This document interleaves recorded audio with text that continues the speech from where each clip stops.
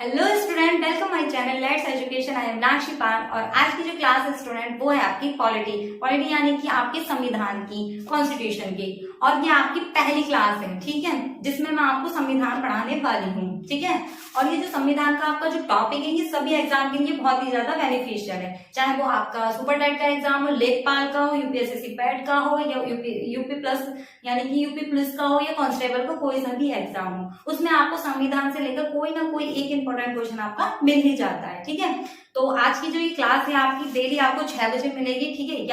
ये जो क्लास है आज की आपकी फर्स्ट क्लास है और ये क्लास आपको डेली 6 बजे मिलेगी। और सुबह मॉर्निंग वाली जो क्लास है आपकी वो हमेशा से आपको 8 बजे मिलेगी, करंट अफेयर्स की डेली की, ठीक है। और उसका लिंक भी आपको डिस्क्रिप्शन में मिल जाएगा। और इस क्लास की पीडीएफ और इसका लिंक जो है इस क्लास का वो आपको टेलीग्राम ग्रुप पर भी मिल जाएगा। तो ज्यादा से ज्यादा कोशिश कीजिए कि टेलीग्राम ग्रुप को ज्वाइन कर दीजिए। अगर आपको लाइव क्लास नहीं ले पाते हैं तो आप टेलीग्राम ग्रुप से पीडीएफ प्लस क्लास का लिंक ले सकते हैं, ठीक है। तो ये क्लास में आपकी स्टार्ट करती हूँ। स्टार्ट करने से पहले आपसे मेरी बस एक ही रिक्वेस्ट है, अगर आपको क्लास पसंद आती है तो ज्यादा से ज्यादा लाइक कीजिए, चैनल को सब्सक्राइब कीजिए और ज्यादा से ज्यादा इसको शेयर कीजिए। तो आज की क्लास स्टार्ट करते हैं। तो संविधान पढ़ाने से पहले मैं आपको बता दूं स्टूडेंट, जो हमारा देश है वो 15 अगस्त 1947 को यानी कि 1947 को क्या था, आजाद हो गया। देश आजाद होने के बाद में बात रखी गई थी कि इस देश का एक संविधान होना चाहिए। संविधान का मतलब ये है स्टूडेंट, एक रूल होना चाहिए कि लोगों के लिए एक अधिकार होना चाहिए कि हम जिस देश में रह रहे हैं हमारे क्या क्या अधिकार हैं, वहां कैसे कैसे शासन व्यवस्था चलनी चाहिए। कोई भी काम शुरू करने से पहले अगर कोई भी अपना हम बिजनेस भी शुरू करते हैं तो उसमें क्या होता है, एक रूल अप्लाई करा जाता है कि इस रूल पर ये क्या करेगा, काम करेगा। उसी तरीके से जब हमारा देश आजाद हो गया था तो उसका रूल यानी कि संविधान लागू करने की बात रखी गई थी। अब बात कर लेते हैं इसके आगे की। तो जैसा कि नोट है कि देश आजाद होने के बाद में भारत का संविधान 26 नवंबर 1949 को बनकर तैयार हुआ था। कब हुआ था? 26 नवंबर 1949 को बनकर तैयार हो गया था। 26 नवंबर 1949 को बनकर तैयार जरूर हो गया था, लेकिन इसको लागू कब किया गया था? इसको लागू बाद में किया गया था। कब किया गया? 26 जनवरी 1950 को इसको लागू किया गया था। उससे पहले मैं आपको बता दूं, इसका निर्माण संविधान सभा के द्वारा हुआ था। किसके द्वारा हुआ था? संविधान सभा के द्वारा हुआ था, ठीक है। संविधान सभा में 1946 में ही क्या था, कैबिनेट के द्वारा गठित की गई थी, एक बैठक गठित की गई थी जिसमें इसका ब्यौरा, क्या नाम है, इसके ब्यौरे को तैयार किया गया था। इसमें क्या क्या प्रावधान रखने थे उसके बारे में इसमें डिस्कस करा गया था। किसके? ठीक है, द्वारा गठित किया गया था। और जो इसकी पहली बैठक हुई थी यानी कि जो संविधान बनाने के लिए पहली बैठक की गई थी तो वो कब की गई थी? तो वो की गई थी 9 दिसंबर 1946 को की गई थी। कब की गई थी? 9 दिसंबर 1946 को की गई थी। इसके अस्थायी अध्यक्ष थे, ठीक है। अस्थायी इसके अध्यक्ष कौन थे? सचिदानंद सिन्हा जी थे। कौन थे? सचिदानंद सिन्हा जी थे, ठीक है। और क्या गया था, उनको क्या बनाया था? अस्थायी अध्यक्ष बनाया गया था। और फिर दूसरी बैठक हुई थी 2 दिन के बाद में। 2 दिन के बाद में जो बैठक हुई थी वो हुई थी 11 दिसंबर 1946 को हुई थी। कब हुई थी? 11 दिसंबर 1946 को हुई थी। और इसके जो स्थायी अध्यक्ष बनाए गए थे वो कौन बनाए गए? डॉक्टर राजेंद्र प्रसाद बनाए गए थे। कौन बनाए गए थे? डॉक्टर राजेंद्र प्रसाद बनाए गए थे। इसके 2 दिन बाद फिर से तीसरी बैठक हुई थी। तीसरी बैठक में जो कब हुई थी वो हुई थी 13 दिसंबर 1946 को हुई थी। और इसके जो अध्यक्ष थे वो थे पंडित जवाहरलाल नेहरू जी। कौन थे? पंडित जवाहरलाल नेहरू जी। सभी जानते पंडित जवाहरलाल नेहरू हमारे देश के प्रथम प्रधानमंत्री थे, जिनके द्वारा क्या कॉन्स्टिट्यूशन में भी बहुत ज्यादा योगदान दिया गया था, ठीक है। अब स्टूडेंट मैंने आपको तीनों मतलब बैठक बताई और यही हमारे एग्जाम के हिसाब से बहुत ही ज्यादा पॉइंट ऑफ व्यू से बहुत ही ज्यादा इंपॉर्टेंट है, क्योंकि क्वेश्चन में आपसे ये नहीं पूछा जाएगा कि संविधान कैसे बना, क्या हुआ था। आपसे इसमें बीच बीच के क्वेश्चन पूछे जाएंगे कि पहली बैठक कब हुई थी, दूसरी बैठक कब हुई थी और तीसरी बैठक कब हुई थी, पहली बैठक के अध्यक्ष कौन थे, दूसरी के कौन थे, अस्थायी अध्यक्ष कौन थे और स्थायी अध्यक्ष कौन थे। इस टाइप के आपके क्वेश्चन आते हैं। तो मैंने उसी के हिसाब से आपसे सिर्फ जो जो इंपॉर्टेंट चीज है उसी को यहाँ पर नोट किया गया है। संविधान आपका बहुत बड़ा है, पढ़ने के लिए संविधान में आपका बहुत है, लेकिन मैंने वही चीजें नोट की है जो आपके लिए इंपॉर्टेंट है, ठीक है। तो हम कहाँ थे? यहाँ पे मैंने आपको बताया क्या, पंडित जवाहरलाल नेहरू कौन थे? अध्यक्ष बने थे तीसरी बैठक के, ठीक है। फिर क्या होता है, नेहरू के द्वारा उद्देशिका पेश की गई थी। तीसरी बैठक जो थी 13 दिसंबर 1946, पंडित जवाहरलाल नेहरू जी के द्वारा उद्देशिका पेश की गई थी संविधान के लिए। और यही उद्देशिका क्या कहलाई थी? संविधान की प्रस्तावना कहलाई थी। क्या कहलाई थी? संविधान की प्रस्तावना कहलाई थी। अगर आपसे क्वेश्चन आ जाता है कि संविधान की प्रस्तावना क्या कहलाई थी, तो जो 13 दिसंबर यानी कि तीसरी बैठक हुई थी पंडित जवाहरलाल नेहरू जी के द्वारा पेश की गई उद्देशिका को ही कहा जाता है संविधान की प्रस्तावना। क्या कहा जाता है? प्रस्तावना। संविधान की प्रस्तावना कहलाएगी। ठीक है, अब बात कर लेते हैं क्या, फिर इसके बाद में जब प्रस्तावना इन्होंने रख दी थी तो उसके बाद में संविधान 26 जनवरी 1950 को लागू किया गया था। कब किया गया था? 26 जनवरी 1950 को लागू किया गया था। और संविधान सभा की जो प्रारूप समिति में कौन थे अध्यक्ष? भीमराव अम्बेडकर के। भीमराव अम्बेडकर के अलावा 7 सदस्य और थे। यहाँ पे कृष्ण गोपालाचार्य जी थे, टी श्रीमूर्ति भी थे, बहुत सारे लोग थे, यानी कि भीमराव अम्बेडकर जी के अलावा 7 लोग और थे जो कौन थे? प्रारूप समिति में शामिल थे। कब? जब संविधान सभा, हमारी संविधान सभा में जब ये लागू कराया गया था संविधान को, तब। ठीक है, और संविधान की फिर तैयार करने में कितना समय लगा था? संविधान को तैयार करने में 2 वर्ष 11 माह 18 दिन लगे थे। यानी कि जो हमारे देश का संविधान है उसको तैयार करने में 2 वर्ष 11 माह 18 दिन का समय लगा था और 26 जनवरी 1950 को इसको लागू कर दिया गया था। और इसी दिन से क्या करा जाता था? इसको गणतंत्र दिवस के रूप में मनाया जाता है। क्या मनाया जाता है? गणतंत्र दिवस के रूप में मनाया जाता है। ठीक है, मनाया जाता है। फिर बात करें भारतीय संविधान के प्रमुख स्रोत थे। प्रमुख स्रोत का मतलब यह है स्टूडेंट, जब हमारे देश का संविधान बनाया गया था तो उसमें बहुत से जो हमारे पड़ोसी देश थे उनसे क्या है, सीख ली गई थी और उनके कुछ कुछ तरीकों को अपनाया गया था। ठीक है, और वही स्रोत कहलाते हैं किसके? भारतीय संविधान के मुख्य स्रोत। तो वो कौन कौन से थे? तो वो थे स्टूडेंट ब्रिटिश राज्य व्यवस्था थी, यानी कि ब्रिटिश में जो राज्य व्यवस्था थी उसको अपनाया गया। ठीक है, अमेरिका, ऑस्ट्रेलिया, जापान के संविधान को अपनाया गया और आयरलैंड के संविधान को अपनाया गया। इसमें आयरलैंड से हमने नीति निर्देशक लिए थे, वो मैं आपको बताऊंगी क्या क्या लिया गया था यहाँ से। ठीक है, तथा भारतीय शासन अधिनियम 1935 को प्रमुख रखा गया था। क्या रखा गया था? भारतीय शासन अधिनियम 1935 को प्रमुख रखा गया था। और ये हमारे क्या है? संविधान के प्रमुख स्रोत है, जो मैं इसके बारे में आपको बताऊंगी। ठीक है, ये था स्टूडेंट संविधान को मतलब कैसे, कौन सी बैठक हुई थी, पहली कौन सी हुई थी, दूसरी कौन सी हुई थी और तीसरी कौन सी हुई थी, मैंने इसमें आपको बता दिया। कौन कौन अध्यक्ष रहे थे ये भी मैंने आपको बता दिया। अब हम आगे पढ़ते हैं इसकी विशेषताएं। विशेषता कहने का मतलब यह है स्टूडेंट, जो संविधान है जब वो बनकर तैयार हो गया था तो उसमें क्या क्या रूल रखे गए थे, लोगों के लिए क्या अधिकार रखा गया था, क्या मौलिक अधिकार है, अगर हम भारत देश में रह रहे हैं तो हमारी क्या संविधान है, हमारे क्या दायित्व हैं अपने भारत और संविधान को लेकर के, ये बातें उसमें बताई गई हैं। ठीक है, तो अब मैं इसकी विशेषता आपको बताती हूँ। ठीक है स्टूडेंट,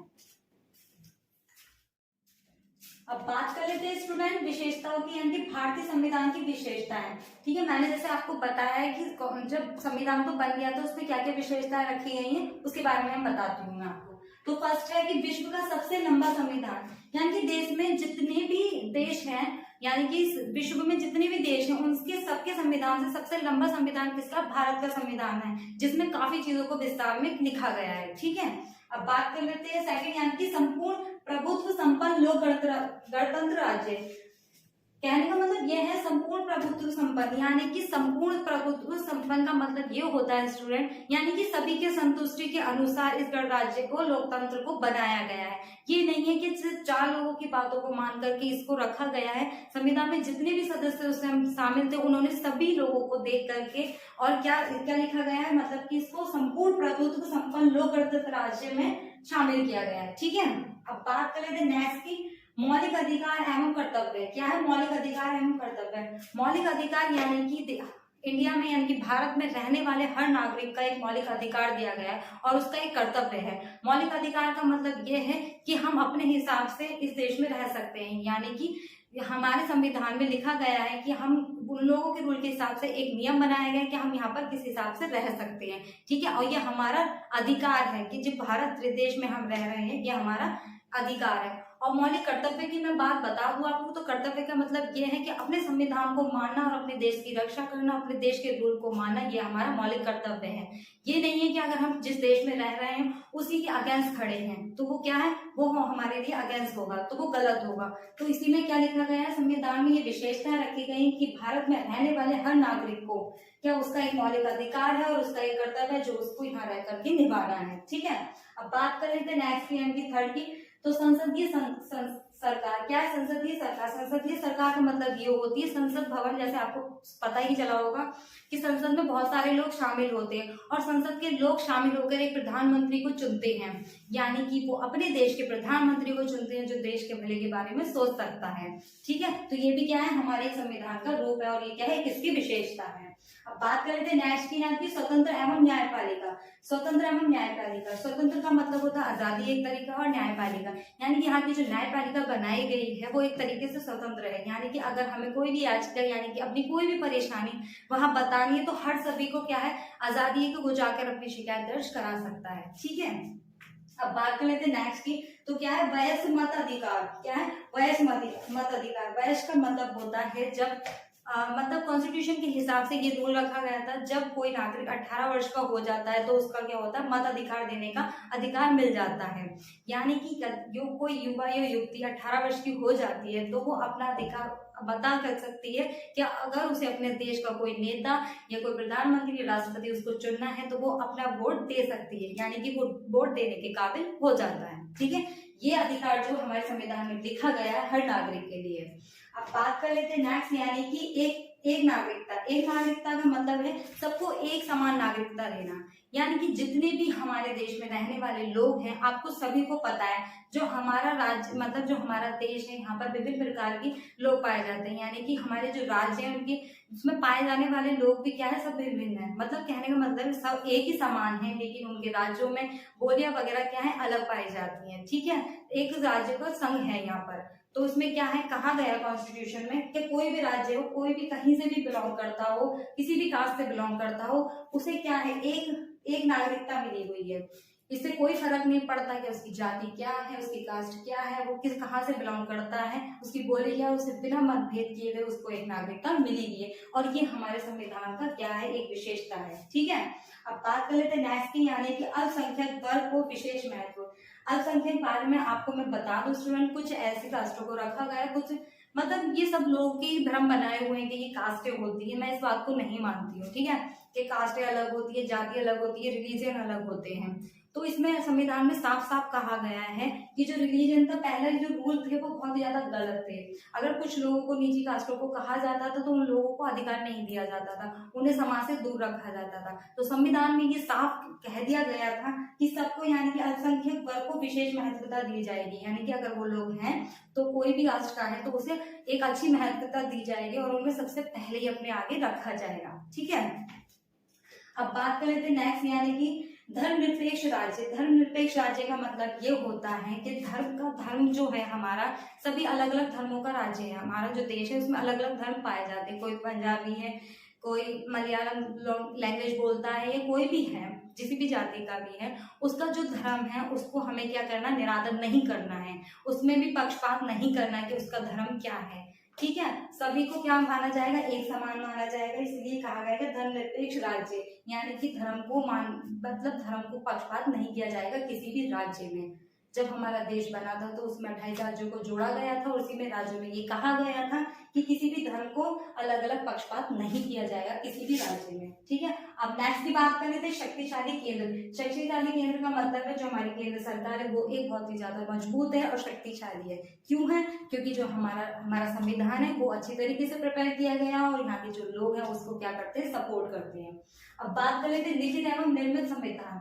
हमारा जो संविधान है भारत का वो लिखित है और देशों का किसी के बारे में नहीं पता करा गया है कि वहां का लिखित मतलब संविधान है या नहीं है, लेकिन हमारे यहाँ का जो संविधान है वो लिखित रूप में लिखा गया है। ठीक है, तो निर्मित संविधान है। बात कर लेते हैं नेक्स्ट की, यानी कि नीति निर्देशक तत्व। नीति निर्देशक तत्व का मतलब होता है हमारे देश की एक नीति को अपनाया गया है और उसी पर निर्देशक दिए जाते हैं, यानी कि अगर हमारा जो देश है उसमें रूल अप्लाई करे गए हैं तो जिसके लिए जो सजा रखी जाएगी वही उसके लिए होगी। और ऐसा भी नहीं है कि मतलब सभी को एक डंडे से हाँका जाएगा। तो नीति निर्देशक का मतलब ये सभी के लिए एक समान निर्देश होने चाहिए। ठीक है। अब बात कर लेते हैं नेक्स्ट की, तो लचीला एवं कठोर संविधान। लचीला और कठोर संविधान का कहने का मतलब है, जो लचीला होता है फ्लेक्सिबल का मतलब ये है कि हमें जब अगर हमारी सरकार को किसी के लिए निर्णय लेना होगा तो पहले सामने वाले वक्ता की बात को सुना जाएगा। ऐसा नहीं है कि हम उस पर कठोर संविधान थोप दें कि नहीं अगर ये तुम्हारी गलती है तो तुम पर ये धारा लगाई जाएगी, ऐसा कुछ भी नहीं है, ठीक है। सामने वाले की बात को सुनकर समझकर तभी संविधान के द्वारा जो लिखा गया उसी के द्वारा उसको सजा पाना का हक है, ठीक है। तो इसीलिए क्या कहा गया है, लचीला एवं कठोर संविधान है, कहाँ का, भारत का है, ठीक है। बात कर लेते हैं नेक्स्ट, यानी कि एक संविधान। सभी के लिए स्टूडेंट एक ही संविधान है, ऐसा कोई भी इसमें राज्य नहीं है हमारे देश में, जितने भी राज्य सबके लिए एक समान है, ठीक है। ऐसा नहीं है कि किसी राज्य में दूसरा रूल अप्लाई हो रहा है और किसी राज्य में दूसरा रूल अप्लाई हो रहा। जो संविधान में लिखा है उसी के हिसाब से हम कोई भी याचिका को दायर कर सकते हैं और उसी के हिसाब से सजा पाना और अधिकार का हमारा हक है भारत में, ठीक है। अब बात कर लेते हैं नेक्स्ट की, तो क्या है, हिंदी राज्य भाषा है। ये बात बहुत ही ज्यादा विवाद में रहता है कि हिंदी हमारी राष्ट्रीय भाषा है, लेकिन वो हमारी राष्ट्रीय भाषा नहीं है, वो हमारी राज्य की भाषा है, क्योंकि जो हमारा देश है वो विभिन्न भाषीय है, क्या है, यहाँ पर बहुत सी भाषाएं बोली जाती हैं, ठीक है। तो जो हमारी सबसे स्टार्टिंग में जो भाषा रखी गई थी 20 रखी गई थी, शायद आपको पता भी होगा, उसके बारे में मैं आगे आपको बताऊंगी क्लास में, ठीक है। तो क्या बताया गया, हिंदी राज्य भाषा, हिंदी को राज्य भाषा रखा गया है, वो राष्ट्र की भाषा नहीं है, क्योंकि सभी राज्यों में अलग अलग लैंग्वेज बोली जाती है। तो स्टूडेंट ये थे संविधान के बारे में, मैंने बताया कि संविधान कैसे बना और उसकी विशेषताओं के बारे में मैंने आपको बताया। नेक्स्ट क्लास में हम इसकी नागरिकता और जो इसके स्रोत है, ठीक है, स्रोत के बारे में मैं आपको बताऊंगी कि कहाँ कहाँ से क्या क्या संविधान में लाया गया था और किस किस देश से क्या क्या लिया गया था, ठीक है। आई होप आज की क्लास आपको पसंद आई होगी। प्लीज तो ज्यादा से ज्यादा इसको लाइक कीजिए, शेयर कीजिए, चैनल को सब्सक्राइब कीजिए। डेली क्लास आपको 6 बजे मिलेगी, ठीक है। और स्टूडेंट टेलीग्राम ग्रुप को ज्वाइन कर लीजिए, उसका लिंक आपको डिस्क्रिप्शन में मिल जाएगा। ज्यादा से ज्यादा इसको लाइक कीजिए, चैनल को सब्सक्राइब कीजिए। बस आज की क्लास के लिए मैं विदा लेती हूँ, मिलती हूँ अपनी नेक्स्ट क्लास में, सुबह मॉर्निंग वाली क्लास में 8 बजे करंट अफेयर्स की, ठीक है। Thank you so much.